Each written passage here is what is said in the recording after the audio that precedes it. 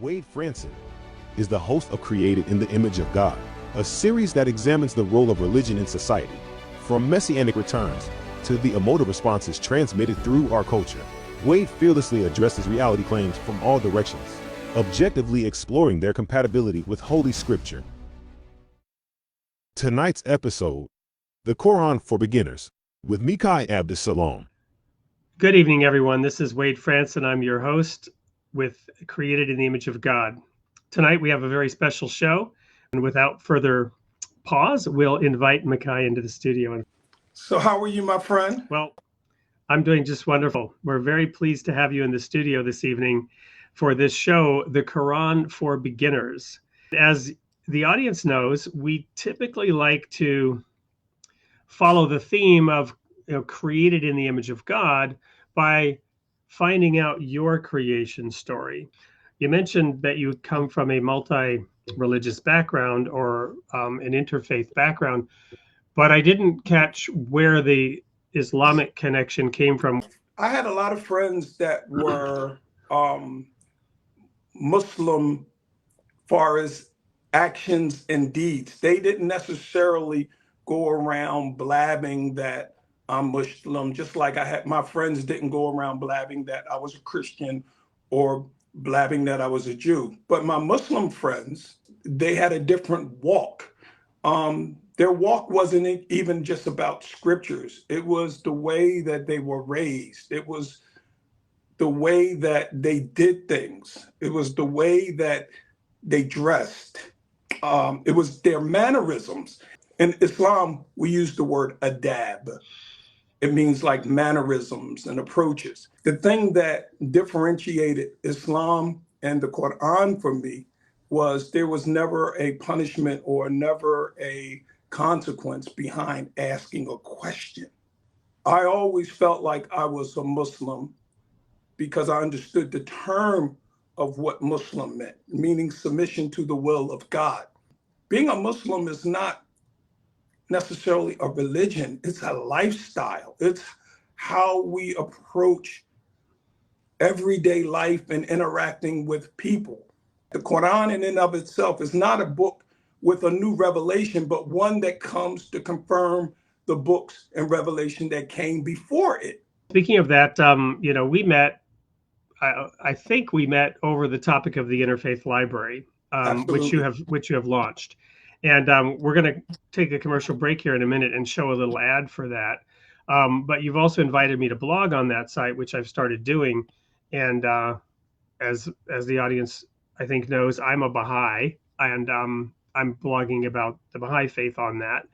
And in the last blog that I wrote, I quoted the Quran: "No distinction do we make between any of his messengers," right? Which is something you were alluding to earlier about the Quran being a book, and naturally because of its place in history. I mean, obviously, the Hebrew Bible, the Torah, the law, the prophets, and the writings, Christians would interpret it as having a lot to say about Jesus in terms of prophetic references. But they're not specific or explicit in the sense of looking back from a historical perspective, right? Of course, Jesus spoke a lot about the Jews, the Pharisees, the Sadducees, and what the promises were for them and where they had gone off track, and what was yet to come. And so the Quran also has that benefit. Would you agree with that, of being at a point in history? Now, God is obviously omniscient. I like to explain that, since we understand time and space to be a function of the creation, right? The movement of the planets and stars, and Einstein's, explanations of the theories of specific relativity and general relativity and his theories about time itself.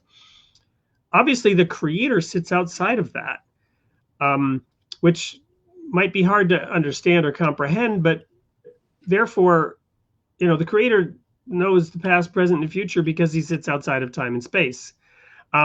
But we do not.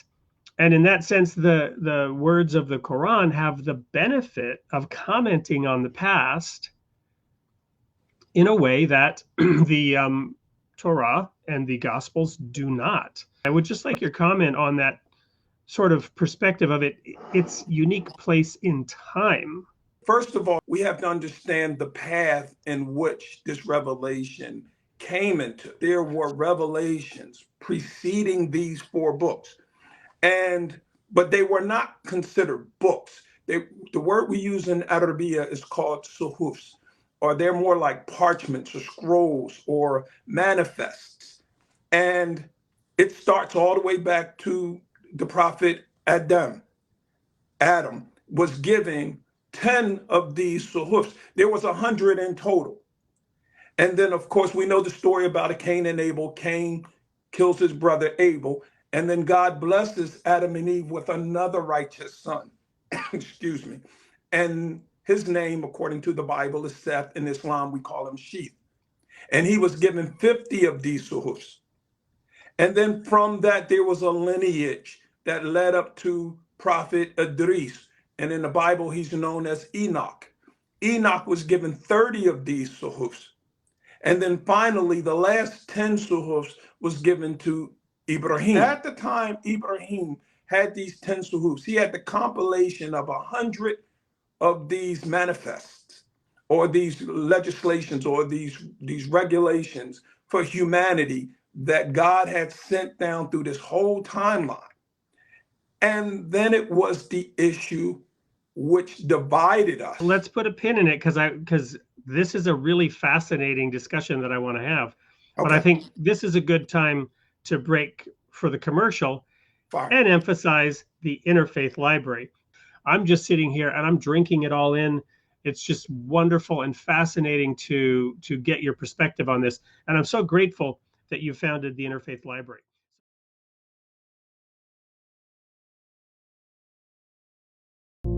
I hear the sounds of your heartbeat.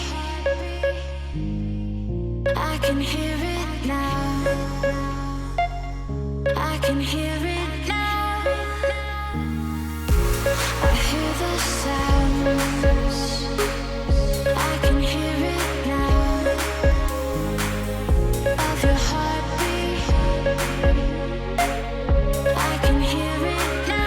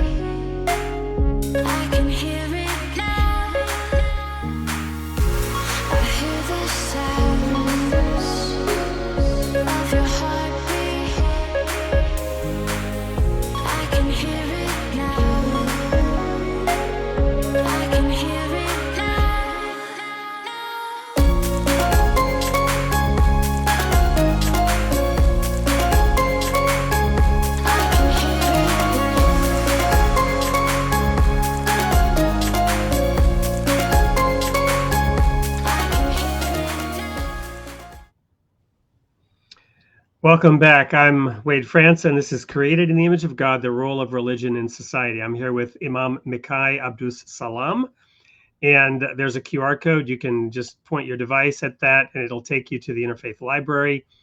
I also was asked by one of the guests in the chat about the blog series I do there, and I went ahead and posted a link there as well, so you can get there that way as well. Right before the break, we were just hearing this fascinating explanation of how the Quran looks at history and at a point in time is able to look back, and there were 100 scrolls, suhufs, that were distributed over time, all the way down from Adam down to Abraham. And at that point in time, there was a division that came because, and this is my perspective on it, because Sarah, was disbelieving that God would give her the child of promise. This is the story in the Bible. And so Interesting. she brought her handmaid to Abraham in her human effort to fulfill the promise. So Abraham had a son with Hagar, who was not Sarah's son, but he was Abraham's son. And as we know from studying the Holy Scriptures, it was very important to God, this matter of firstborn, right? And there's tension. Every family in the Absolutely. Bible has this tension around the birthright and the firstborn. I'm really glad you brought this up, and I think many in our audience don't even know what they're about to hear from you. I do.